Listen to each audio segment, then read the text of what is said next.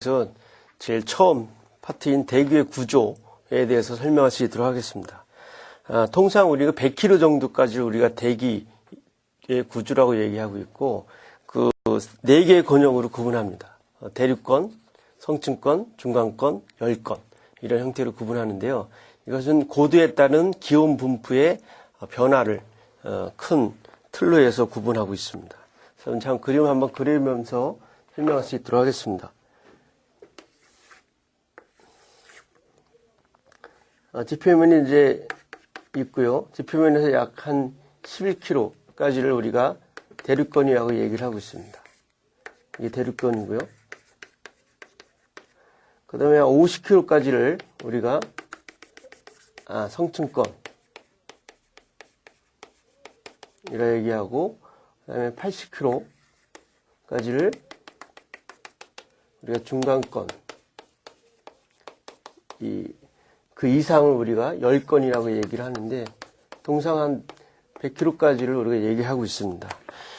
보면은 이 대륙권에서는 그 고도가 이렇게 올라갈수록 그 온도가 이렇게 내려가는데요.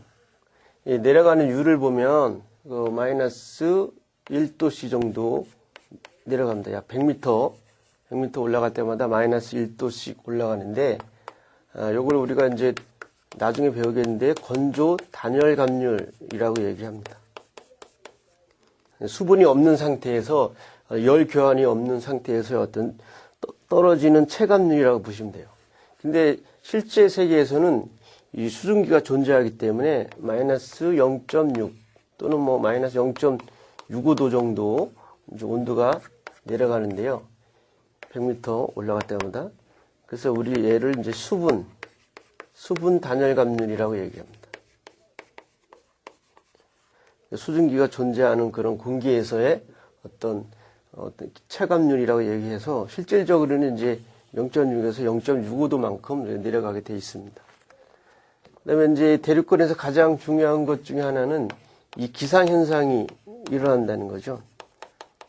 그래서 기상현상이라는 것들은 뭐 비나 눈, 우박, 뭐 이런 것들을 우리가 기상현상이라고 얘기를 하고 있습니다. 그 다음에 이제 중요한 건 이제 성층권인데요. 성층권은 이 대륙권하고는 반대로 고도가 올라감에 따라 온도가 이렇게 올라갑니다. 올라가고 있는데요. 여기서 가장 중요한 거는 약 25km 지점, 약 25km 지점에 존재하고 있는 오존층이 가장 중요합니다. 오존층이 왜 중요하냐면 이 햇빛에서 오는 많은 그 빛 에너지 중에서 인체에 해로운 것들이 있죠. 그 해로운 게 이제 자외선인데 그 자외선을 차단시켜 줍니다. 그래서 우리가 생명 보호막 역할을 하는 게 오존층이에요. 그래서 오존층이 존재한다는 게 가장 중요한 포인트고, 그다음에 중간권 같은 경우는 50에서 80km를 얘기하고 있는데, 이 성층권하고는 반대로 거꾸로 이제 고도가 올라갈수록 온도가 이렇게 내려가는, 대륙권하고 이렇게 같은 패턴을 보이죠. 그런 형태가 바로 중간권입니다.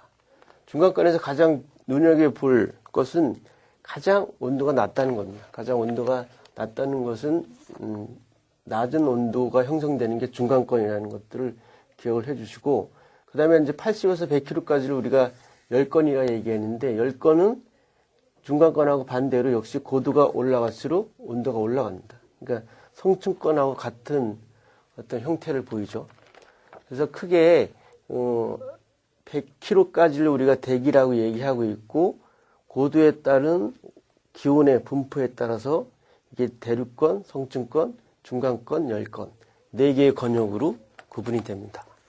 그러면 이제 좀 더 각 세부 단계로 들어가서 좀 알아볼 수 있도록 하겠습니다.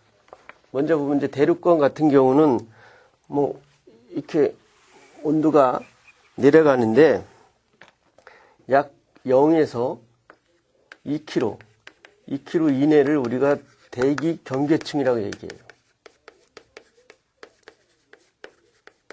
그 다음에 이제 2km 이상을 자유대기라고 얘기합니다.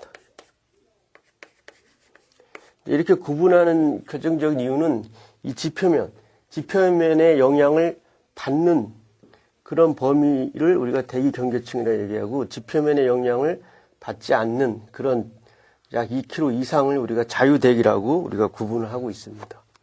그래서 지표면의 영향을 받기 때문에 이 대류권의 높이는 좀 차이를 보이는데요. 계절별로 보면 이 겨울보다는 여름에 이 대류권의 높이가 훨씬 높습니다. 그리고 이제 고위도 지방하고 저위도 지방을 비교하면 저위도가 지표면 이 대류권의 높이가 높게 되어 있습니다.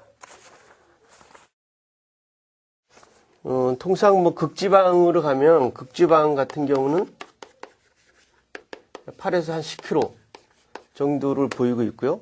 그다음에 이에 반해서 적도는 뜨겁기 때문에 약 16km 정도를 보인다고 합니다. 그래서 이 지표면의 영향을 받느냐에 따라서 이 대류권의 높이가 좀 차이를 보이고 있다는 거죠. 그다음에 성층권 같은 경우는 이게 고도가 올라감에 따라서 계속 온도가 올라가기 때문에 여기에서는 공기의 상승, 하강이라는 그런 현상이 일어나지 않습니다. 이게 연직적인 공기의 혼합이 일어나지 않는다는 거고, 아까 누차 얘기했지만 이 오존층이 존재한다는 게 가장 중요한 포인트입니다.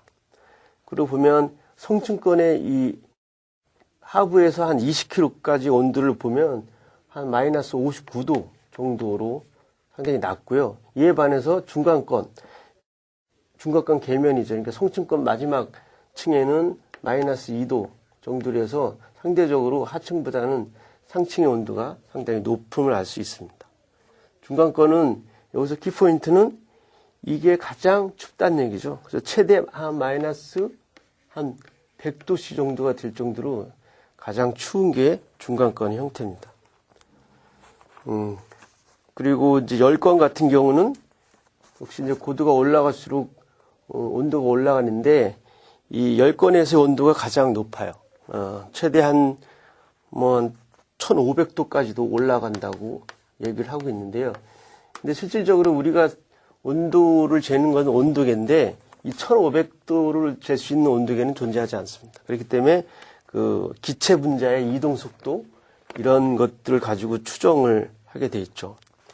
그래서 뭐 사실 중간권, 열권에서는 공기가 상당히 희박해요. 우리가 지금 대류권에서 호흡하고 있는 그런 공기의 조성이 없기 때문에 중간권, 열권에서는 공기가 희박해서 우리가 사실은 살 수가 없죠. 그리고 이 중간권을 기점으로 해서 이 위를 우리가 이질층, 이 밑을 우리가 균질층 이렇게 또 구분을 합니다.